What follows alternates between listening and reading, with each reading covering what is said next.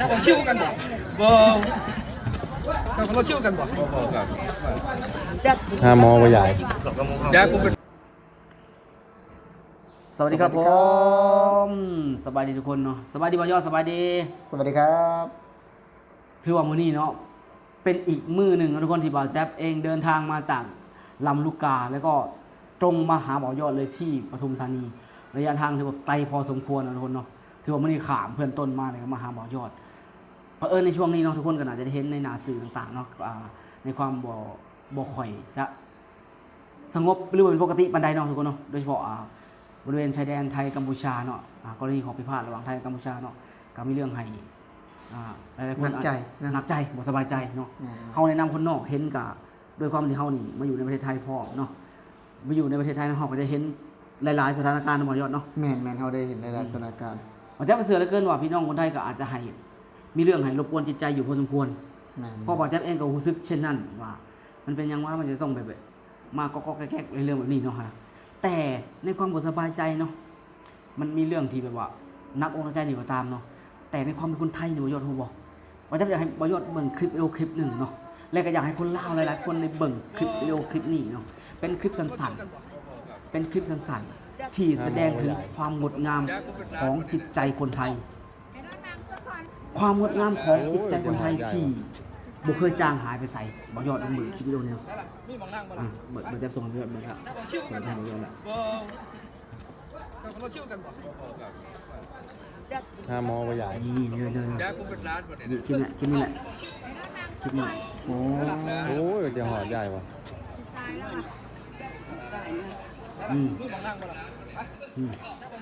เห็นปะเห็นปะเป็นเจ้าหน้าที่เนาะเป็นเจ้าหน้าที่เป็นทหารเป็นตำรวจนะอยู่ในชายแดนเนาะแม่น้ำโขงอยู่ในฝั่งแม่น้ำโขงเนาะน่าจะไทยลาวเนี่ยในด่านเนาะไทยลาวมีคุณยายคนหนึ่งเนาะที่เพิ่นอย่างที่เราเห็นเนาะก็เห็นบอกคุณยายคนหนึ่งที่เพิ่นเจ็บป่วยมาสนใจจะข้ามมารักษาอยู่พี่แล้วการข่าวมารักษาอยู่พี่เอาตรงเนาะเป็นโรงพยาบาลบ้านเพิ่นนะบ่แม่นโรงพยาบาลบ้านเฮาเนาะแต่เพิ่นยังพากันทั้งเจ้าหน้าที่ทั้งประชาชนทั่วไปนี่ทางพี่น้องคนไทยนี่ช่วยกันพยุงคือเอิ้นยังเอาช้อนเอาแขนสองข้างจูงกันว่าบรรทัดอะไรนะเหมือนกับอุ้มพยุงมาเพื่อที่จะให้คุณยายขึ้นมาได้รักษาอันนี้ว่าจะเบิ่งนั่นอาจจะเป็นทั้งแถวทางอุบลนะเนาะเพราะว่าบ่แม่นสภาพมิตรภาพเลยแม่นการหนึ่งก็เพิ่นก็บ่ได้เขียนละเอียดลงว่าซั่นๆเขียนละเอียดลงน่าจะเป็นด่านประเภทนี้แหละเพราะว่าเป็นบ่แม่นด่านสากลเนาะเป็นด่านประเภทนี้ก็พยุงเอาพูดเป็นคนลาวเนาะเป็นคุณยายคนลาวเพื่อจะรักษาถามยายเมื่อยบ่หาที่นั่งยังให้นะหลังจากที่เพิ่นนี่ลงไปหลับเลยเนาะลงไปหลับเลยเพราะว่าขึ้นมาบ่ได้แน่นอนญาติพี่น้องเอาขึ้นมาบ่ได้แน่นอนเพราะว่ามันชันได้ฝั่งแม่น้ำโขงเนาะนะคือฝั่งแม่น้ำโขงมันจะชันมันจะสูงเพราะว่าน้ำมันบ่ได้เต็มนะมันต้องเดินเพราะว่าเพิ่นก็เมื่อยอิดโรยพอสมควรนะทางเจ้าหน้าที่ตำรวจทหารมี2ชุดว่าจะอาจจะบ่ถึงเนาะน่าจะเป็นทหารนะเป็นทหารข้างหลังกับข้างๆมันเป็นเจ้าหน้าที่ตำรวจบ่ที่พยุงขึ้นมาอันนี้คือบ่แม่นเฉพาะเจ้าหน้าที่นะมีประชาชนทั่วไปอีกนะที่เป็นพี่น้องคนไทยที่ลงไปซอยอันนี้คือน้ำใจบ่ยอดน้ำใจนะน้ำใจนี่แหละบ่าวแจ๊บมา20ปีนะทางไปทางกลับอยู่ประเทศไทยบ่าวแจ๊บได้เห็นสิ่งนี้มาโดยตลอดบ่าวยอดเด้จักปีมาอยู่ประเทศไทย7 ปีแม่นแสดงว่ายอดเองก็ต้องได้เห็นเรื่องราวแบบนี้น้ำใจน่ะสดๆเลยบ่ยอดได้เล่าผ่านคลิปบ่ยอดแล้วแต่ที่เว้าตื่มอีกหน่อยนึงคือน้ำใจสดๆเลยนี่คือบ่ยอดได้ไปเอาตู้เมื่อวานนี่นะบ่ตู้เย็นนี่โอ้ตู้เย็นแม่นตู้เย็นนี่ตู้เย็นที่ว่าเจ้าของต้นบ่แม่นคือน้ำใจเพิ่นน่ะบ่ยอดกังวลนะทีแรกว่า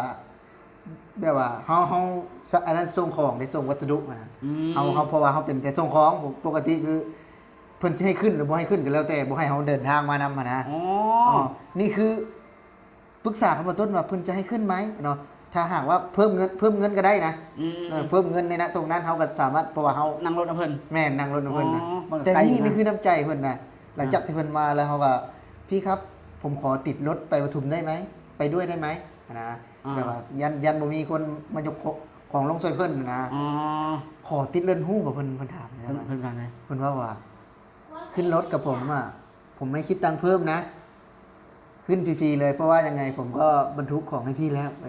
อืม นี่คือน้ำใจเพิ่นนะ โอ้เพิ่น สดๆเลยนะ เพิ่นเสนอให้เลย แม่นแม่นแม่น โอ้นี่คือสิ่งอันนี้แบบว่าแบบล่าสุดเลยว่าได้ แม่นล่าสุดเมื่อวานนี่เลย สดร้อนๆทุกคน คือจังว่าเพิ่นปกติเนาะเพิ่นบ่ให้ขึ้นก็ได้เด้ ได้ แม่นเพราะว่าคือเพิ่นน่ะไม่ได้รับผู้โดยสาร แม่น เพิ่นรับแต่วัตถุแบบว่า ก็คือของที่เขาฝาก วัสดุ ที่เขาส่ง แม่น เพราะเพิ่นส่งวัสดุเด้เพิ่นรับส่งวัสดุเพิ่นก็ต้องส่งแต่วัสดุเพราะว่ามันก็หนักแล้วคนอีกถ้าคนอีกมันก็เจ้าต้องหาถ้าเดินทางมันเจ้าต้องหามันบอก แม่นแม่น ในความเป็นจริงมันต้องเป็นไปนั่นน่ะ แม่นแม่นแม่น อ่า แต่ว่าเพิ่นบ่ได้คิดจุดนั้นเลยนะ อ๋อ เพิ่นเอาเพิ่นขึ้นมาเพิ่นก็คุยมาสุดทางเลย โอ้ ถือว่านี่คือน้ำจิตน้ำใจนะคันว่าแล้วก็ได้ คือจังแบบว่าเฮาบ่ได้ฮู้จักกันมาก่อนน่ะ อืม แล้วก็เพิ่นก็ นี่คือ บ่ได้ประโยชน์หยังนะ จากเฮา เฮาอะนะ เออ เพราะว่าคือซอยเหลือกันนะกินอยู่ด้วยกันได้บ่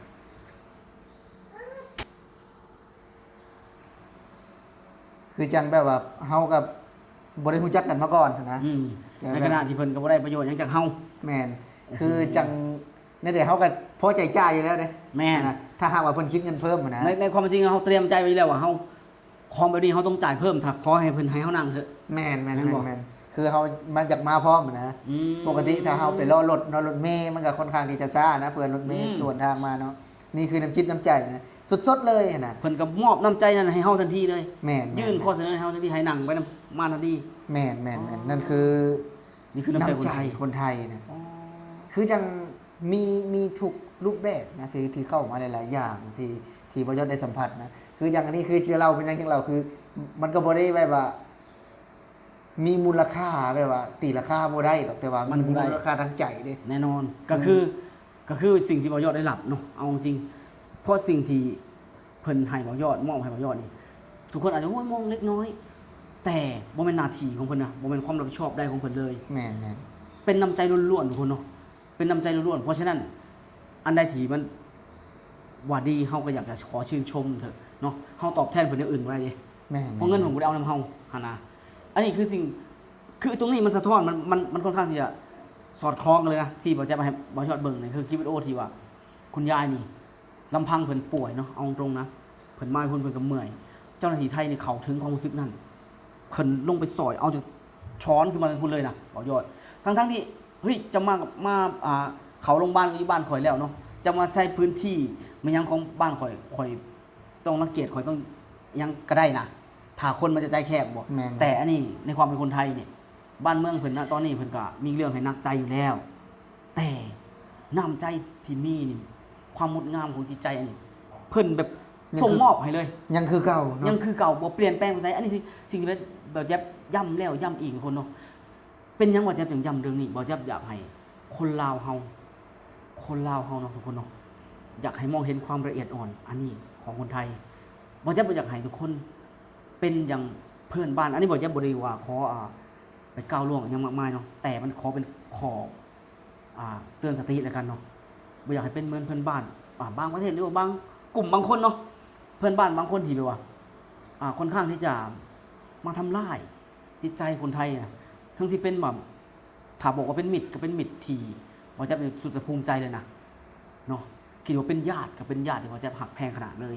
ว่าจะเลยอยากสะท้อนภาพเหล่านี้ผ่านทั้งช่องทางว่าจะให้คนเราได้เห็นในมุมมองในสิ่งที่ดีงามที่คนไทยเป็นมอบให้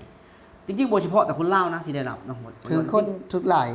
คนที่เป็นแรงงานนะบ่ยอดเชื่อเลยว่าทุกคนนะ เนาะ ทุกคนแหละที่ได้เคยเจอประสบการณ์คือเฮานี่นะ แม่น ประสบการณ์ที่แบบว่าน้ำใจของนายจ้างไทย โอ้เยอะนายจ้างนี่บ่จะแทบจะบ่อยากให้นับเลยเพิ่นนำเขาเป็นญาติเลยนะนายจ้างเพิ่นให้เยอะขนาดในสวัสดิ์นายจ้างอันนี้บ่จะเว้าเฉพาะคนทั่วไปที่เฮาบ่รู้จักกันเลยนะเนี่ยบ่จะว่าแม่น อันนี้คือคนบ่ได้เคยสัมผัสกันเนาะ บ่เคยสัมผัสกันเลย บ่ได้เคยร่วมงานกัน แม่น คือแบบว่าบ่ได้เคยเห็นหน้ากัน แม่น แต่ว่ามาปุ๊บถือว่าน้ำใจเข้ามาเลยนะ แม่น นี่ถือว่าน้ำใจนี่ซื้อแบบว่าซื้อกินไม่หมดก็มันว่าคดกินไม่นาน กินนั่น ว่า ก็คือน้ำใจเนี่ยบ่จะให้เป็นที่หนึ่งเลย เพราะว่าคำว่าน้ำใจนะหมอยอด คือสิ่งที่อีกคนหนึ่งที่มอบให้อีกคนหนึ่งโดยบ่หวังผลตอบแทนใดๆอ่ะหมอยอด แม่ จะบอก นๆคือจังแบบว่า คนได้เห็นเนาะกาภูมิใจนะคือเฮานี่เนาะ โอ้แน่นอน ส่วนคนได้รับกับปิ่มปิติปลื้มใจคือกันเนาะ แม่น แบบว่ายิ่งภูมิใจอีกว่ามาไทยนี่ เพิ่นเห็นเฮานี่คือเป็นพี่น้องเด้อันนั้นแบบว่ามาซอยเหลือเฮาอะนะ แม่น ทั้งที่เพิ่นก็เป็นข้าราชการได้เป็นตำรวจเนาะ เพิ่นมีหน้าที่ของเพิ่นอย่างอื่นอยู่แล้ว แม่นๆ เพิ่นบ่จำเป็นต้องมาบริการเรื่องนี้เอา แม่น ตรง แม่น บ่จะไปขามไปนะไอ้ธาตุพนมธาตุพนมนี่จะเป็นธาตุพนมช่วงงานบุญธาตุพนมนี่ช่วงนั้นมีนาบ่แม่นมีนาหรอกมกรายังบ่จำบ่ได้หรอกแต่ว่าบ้านมันจะเอิ้นช่วงเดือน3เพ่ง แม่นๆ ทุกอย่างบ่จำบ่ได้เนาะไปกับเป็นครอบครัวบ่จะไปเป็นครอบครัวเอารถอีห้างเนี่ยเพื่อนบ่จะแหละพากันไปทั้งเกือบทั้งหมู่บ้านน่ะพากันไปเสร็จปุ๊บนะพากันซื้อของอ่ะแน่นอนอยู่แล้วมันเหมือนเฝ้ารอวันนั้นเนาะทุกคนไปในหมู่บ้านบ่จะซื้อของทุกอย่างเพราะมันซื้ออยู่ฝั่งไทยเด้คือเฮาอยากได้ของไทยแต่ว่าของมันที่เฮาจับต้องได้ราคาหานะแต่ช่วงงานบุญธาตุพนมนี่มันสิ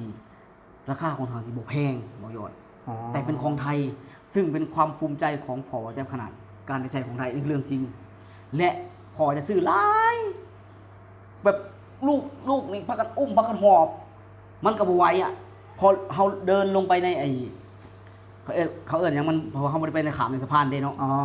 ข้ามเป็น มันเป็นเรือ บันไดเลยว่ะ เป็นบันไดเรือแล้วจะมีเจ้าหน้าที่เนี่ยเห็นปุ๊บนี่เพิ่นมาช้อนเอาเลยนะซอยถือไปส่งให้เลยนะ โดยที่แบบว่าบ่ได้ค่าจ้างมันหยัง บ่มีนะคือแบบบ่ได้เฉพาะของพอแจ๊บนะคนลาวหลายคนจะมาแบบจะหอบทุกอย่างกลับไปมาที่นี่เนาะ คือจะ เขามาตัวเปล่าแต่กลับไปนี่เต็มเมื่อยเต็มมือกลับไปเลย คือต้องมาซื้อสินค้าไทยมันบ่ แม่นคืออยากได้สินค้า คือสินค้าไทยนี่ ช่วงงานทาสนี่ราคาบ่แพงพร้อมราคาพอจับต้องได้เลยก็มันเป็นสินค้าที่คุณภาพเนาะเป็นความหมักได้ไหมอันนี้เฮาก็บ่อยากไปด้อยสินค้าประเทศอื่นหรอกแต่ว่าเป็นความหมักเป็นความแบบว่าศรัทธาไปแล้วอ่ะเนาะก็เลยว่าทุกคนที่มาต้องซื้อแบบนั้นที่นี่มันไผกระสอยไผบ่ได้เด้ไผก็หลายคือกันอ่ะของ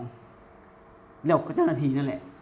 แล้วก็คนไทยบางคนเลยซอยจับทุกให้อันนี้คือสิ่งที่ว่าจะเว้าแล้วเว้าอีกแล้วก็อยากนำเสนออยากกระท้อนผ่านแบบนี้นะบ่ยอดให้คนลาวเฮานี่ได้เห็นถึงความงดงามอันนี้ จิตใจอันงดงามอันนี้แล้วก็รวมถึงเพื่อนบ้านเนาะอยากให้เบิ่งอยากให้เข้าถึงความเป็นคนไทยแล้วหลายคนจะบ่อยาก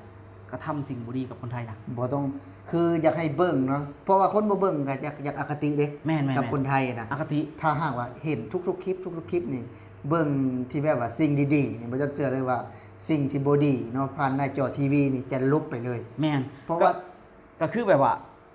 ในหน้าจอทีวีนี่เขาเอิ้นหยังเป็นการนำเสนอเป็นการนำเสนอที่แบบว่า ทุกอย่าง แม่น ทุกอย่างเพิ่นก็นำเสนอทุกอย่าง บางคนอาจสิ่งที่ตัวเองอคติอยู่แล้วก็สิไปเฝ้าดูแต่สิ่งที่ตัวเองอคติแล้วก็ไปต่อว่า แม่นๆ ไปเก็บมาเป็นอคติเป็นปมในใจตัวเองหั้นนะ เออ แต่สิ่งที่เฮานำเสนอไปยังเฮาได้รับโอกาสนั้นเลยก็ได้เห็นเนาะได้เห็นบ่ว่าจะผ่านทั้งหน้าจอนะเฮานี่ได้เห็นได้ประสบจริงๆด้วยตัวเองหั้นนะ เฮาก็เลยมาเล่าในมาเว้านี่ได้เนาะ แม่น คืออยากให้พี่น้องอ่ะเปิดหูเปิดตากว้างๆเนาะ แม่น ว่ามาแบบว่าคือเฮานี่มาสัมผัสนี่เฮาบ่แม่นว่าเฮาอวยไทยเพื่อความอยู่รอดบ่ได้แม่นนะพี่น้องนะ จริงๆแล้วไอ้คำว่าอวยนะคือมันจะเป็นคนหนึ่งที่อาจจะบ่สันทัดกับคำนี้ มันเป็นอะไร มันเป็นคำที่คำว่าอวยเขาหยอกกันนะได้อยู่ อ๋อ ถ้าแบบว่าซีเรียสหรือจริงจังเลยบอกเจ้าคิดว่าในเมื่อเขานำเสนอในความเป็นจริงเนาะในเรื่องราวที่มันเกิดขึ้นจริงๆแล้วใส่คำว่าอวยเขารู้สึกกันว่า มันบ่มีจริงบ่ มันบ่เป็นจริงเหรอเรื่องที่เขาเว้านี่ อ๋อ ภาพที่เอามาเสนอนี่คือโมเมนต์ความจริงบ่บางเทื่อเนี่ยนี่เห็นว่าจะรู้สึกแบบว่าน้อยใจเหมือนกันนะ แม่น นี่บางเทื่อเขาเอาสถานที่งามๆมาถนนสวยๆแล้วกับภาพต่างๆไอ้เรื่องราวต่างๆที่มันเกิดขึ้นจริงๆเอามาบอกให้คนฟังบอกว่าอวยมันเห็นมันคืออีหยังหน้าอวย มันเห็นว่าจะมีคำถามนะ เฮาอ่ะนำเสนอในเรื่องราวที่เป็นจริงเนาะ แม่น คือความจริง ถ้าหากว่าอวยคือมันจะเป็นสิ่งที่บ่มีอยู่จริง บ่มีอยู่จริง คือความหมายของแจ๊บว่าเนาะแต่ถึงเฮานี่คือเว้าคือจังนี้แล้วก็มีคลิปวิดีโอมาให้เบิ่งพร้อมเด้ แม่น น้ำจิตน้ำใจของตำรวจไทยนี่ ตำรวจไทย คือตำรวจ คนไทยตำรวจไทยเจ้าหน้าที่ไทยคนไทยมันจะบอกนี้เลยเพราะตำรวจที่สุดแล้วก็เป็นประชาชนคนไทยคนหนึ่งนั่นแหละเนาะเป็นลูกหลานของคนไทยคนหนึ่งนั่นแหละสิ่งเหล่านี้มันเกิดจากคนไทยนั่นแหละเนาะ ที่สั่งสอนกันมา แม่นถึงได้แบบว่าเฮ็ดแบบนี้ปฏิบัติแบบนี้ แล้วบ่ได้เป็นบอลหนึ่งบอลเดียวแล้วเฮาอยากให้เอาเป็นตัวอย่างผมนะบ่ยอดว่าบ่ แม่น อยากให้เก็บสิ่งที่คนไทยเป็นเนี่ยเอาไปเป็นตัวอย่างเนาะแล้วบ่แม่นเฮาสิมองไปหามองเอามุมเสียมองเอาข้อเสียแล้วตำหนิผู้อื่น แต่บ่มองขอเสียของเจ้าของบ่ตำหนิเจ้าของ แม่น หันนะบ่จะบ่อยากให้เป็นแบบนั้นมื้อใดก็แล้วแต่ตาจิตใจเฮานี่งดงามพอดีงามพอแล้วมองเห็นความงดงามภายในจิตใจของเพื่อนบ้านของมิตรเนาะบ่จะเอิ้นพี่น้องซะคนอื่นอาจจะบ่เอิ้นนะบ่จะก็บ่ว่ากันเนาะสมมุติว่าผู้ใดมักผู้ใดบ่มักก็แล้วแต่ไผสิเอิ้นแต่บ่สำหรับบ่จะบอกเลยบ่จะบอกเสมอพี่น้องที่บ่จะหักแพงเพราะว่าบ่จะมีทั้งญาติอยู่ประเทศไทยเนาะลูกหลานที่ว่ามาเอาอ้ายมาเอาเมียอยู่พี่มีหลานจังซี่นะแล้วก็ญาติสมัยก่อนยังมีเฉยนะที่ว่าเมื่อก่อนเพิ่นอยู่คนลาวเลยเพิ่นมักระบอกเพิ่นมาอยู่ฝั่งนี้ อ๋อ เพิ่นมาอยู่ฝั่งนี้แต่อาจจะมีรุ่นลูกแล้วเพราะรุ่นยายเพิ่นเสียไปหมดแล้วนะ แม่น มันก็เฮ็ดให้บ่าวแจ๊บก็คือว่าใส่ว่าญาติพี่น้องได้แบบว่าสำหรับบ่าวแจ๊บนะเต็มเลยแหละเต็มปากเต็มคำเลยแหละบ่าวแจ๊บบอกเลย ถือว่ากล้าเว้าแบบว่าได้หมดเปลือกแบบว่ากล้าเว้าแบบว่าความสิ่งที่เฮาได้เจอสิ่งที่เฮาได้สัมผัสเนาะมันก็เฮ็ดให้เฮาเล่าเนี่ยมันบ่ได้ยากอะนะ ก็มันเรื่องจริง คือเว้าออกจากใจเฮา จาก เลย ใจจากสิ่งที่เขาเป็นอยู่นอนนะก็เลยว่าเอามานำเสนอให้บ่าวยอดได้เห็นนำกันเนาะบ่าวยอดคลิปวิดีโอนี้ก็ถือว่าฝากไว้ประมาณนี้นะบ่าวยอดเนาะให้เห็นถึงคุณค่าคุณงามความดีและก็ความงดงามของจิตใจคนไทยบ่เฉพาะแต่วัฒนธรรมเท่านั้นนะทุกคนเนาะความงดงามที่อยู่จากภายในนี่แหละจิตใจที่พัฒนาแล้วของคนไทยนี่แหละมีความอบอ้อมอารีและก็อ่อนโยนต่อทุกคนที่มาเป็นมิตรกับคนไทยเนาะสำหรับคลิปวิดีโอนี้บ่าวยอดมียังเพิ่มเติมบ่เนาะ ก็ประมาณนั้นคือว่าประมาณนั้นเนาะก็ทุกคนที่เข้ามาเนาะก็ช่วยมาเป็นกำลังใจให้เบายอดกับเบาแจ๊บเนาะ ครับผม ทุกๆคลิปเนาะก็ให้ทุกคนมีสุขภาพแข็งแรงเนาะ ครับผม ก็ถือว่าคลิปนี้เบายอดกับเบาแจ๊บก็ขอบคุณทุกคนนั่นแหละพี่น้อง ครับผม ก็สิขอลาพี่และน้องไปก่อน สวัสดีครับ สวัสดีครับผม